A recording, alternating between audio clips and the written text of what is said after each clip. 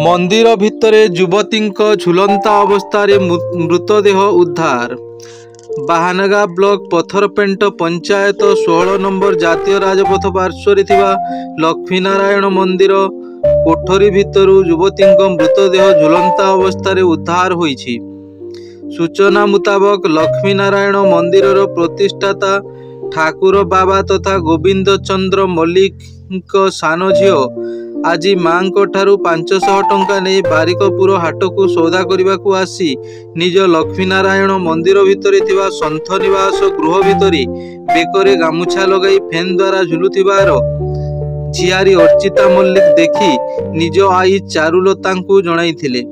खबर पाई मां चारुलता मंदिर निकट में पहुंची झील फैन रे झुलुथिबार देखा पाइथिले।